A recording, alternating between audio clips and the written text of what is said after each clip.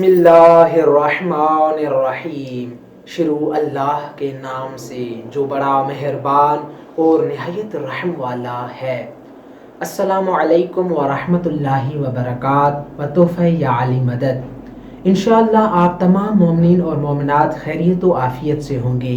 ایک ایسا عمل جس کو کرنے سے کریم اللہ انسان کو 4 نور عطا کرتا ہے، ان نور میں سے ایک نور کریم اللہ اس انسان کو قبر میں عطا کرے گا، جس کے ذریعے سے اس انسان کی قبر نور سے منور اور روشن ہو جائے گی۔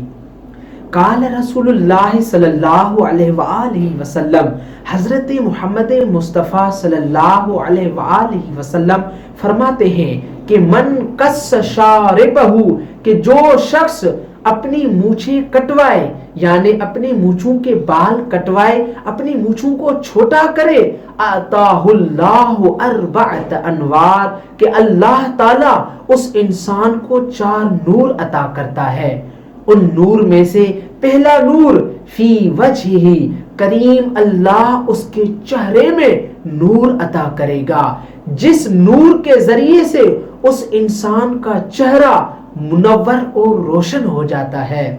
اور دوسرا نمبر نور وَنُورًا فِي جَبْهَتِهِ، کہ کریم اللہ اس انسان کو اس کی پیشانی میں نور عطا کرے گا، جس نور کے ذریعے سے اس انسان کی پیشانی منور اور روشن رہے گی۔ اور تیسرا نمبر نور وَنُورًا فِي الْقَبْرِ، اور تیسرا نور کریم اللہ اس انسان کو قبر میں عطا کرے گا، جس نور کے ذریعے سے اس انسان کی قبر منور اور روشن رہے گی۔ اور ممکن ہے کہ اس نور کے آنے کی وجہ سے کریم اللہ اس انسان کو قبر کے عذاب سے محفوظ فرمائے اور اس کے تمام گناہ معاف فرما دے۔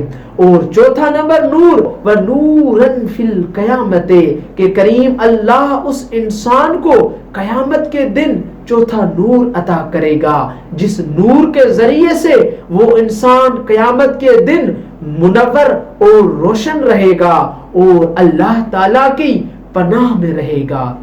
امید ہے کہ آپ دوستوں کو یہ حدیث مبارک ضرور سمجھ آ گئی ہوگی، اور کریم اللہ سے دعا ہے کہ کریم اللہ ہمیں حقیقی معنی میں اسلام پر عمل کرنے کی توفیق عطا فرمائے۔